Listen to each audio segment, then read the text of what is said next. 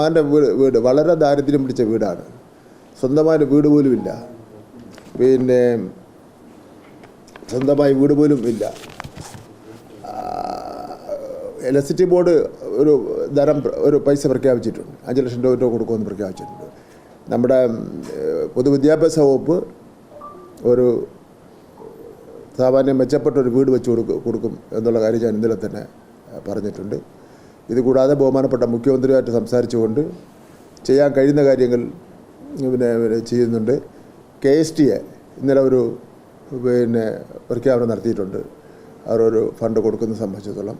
അങ്ങനെ മകൻ നഷ്ടപ്പെട്ടു, നമുക്ക് ഇതൊന്നും അതിന് ബദലല്ല. നഷ്ടപ്പെട്ടത് തന്നെയാണ്. എങ്കിലും നമുക്ക് ചെയ്യാൻ കഴിയുന്ന എല്ലാവരെ കൊണ്ടും ഉള്ള സഹായങ്ങൾ ചെയ്യിപ്പിക്കുന്നതിന് വേണ്ടി കണ്ടില്ലേ ആ മുത്തശ്ശിയുടെ എല്ലാം കരച്ചിലും വിളിയൊക്കെ തന്നെ. ഞാൻ ഇന്നലെ ഹോസ്പിറ്റലിൽ ചെന്ന് മകനെ കണ്ടപ്പോൾ ഇങ്ങനെ ഉറങ്ങിക്കിടക്കുന്നുള്ളൂ തോന്നിയ. ഉറങ്ങിക്കിടക്കുന്ന നമ്മുടെയൊക്കെ വീട്ടിൽ നമ്മളെ മക്കൾ ഉറങ്ങിക്കിടക്കുമല്ലോ, ഉറങ്ങിക്കിടക്കുന്നുണ്ട് തോന്നിയ.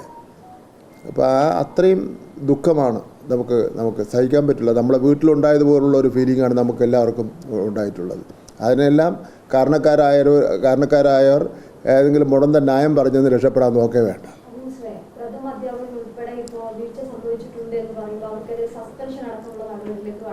അല്ല, അത് നടപടിയുടെ കാര്യങ്ങളൊന്നും ഇപ്പം പത്രക്കാരുടെ പറയാൻ പറ്റില്ല. അതൊന്ന് ആലോചിച്ചിട്ട് പറയാൻ നോക്കാം.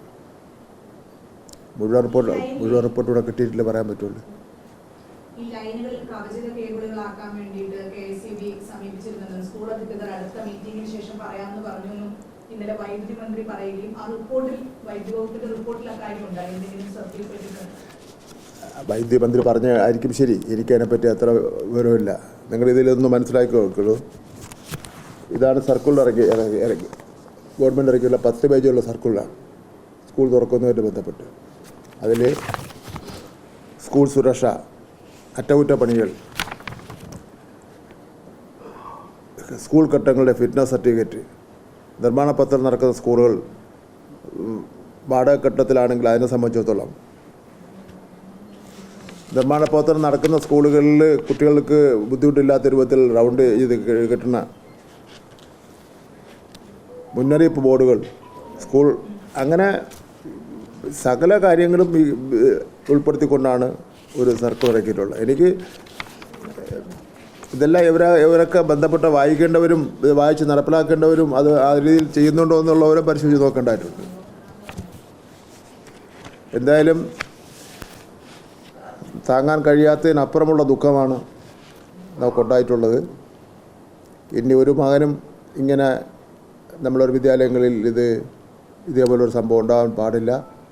അതിന് ഉള്ള ഒന്നുകൂടി ജാഗ്രത പാലിക്കുന്നതിന് വേണ്ട നടപടികൾ സ്വീകരിക്കും.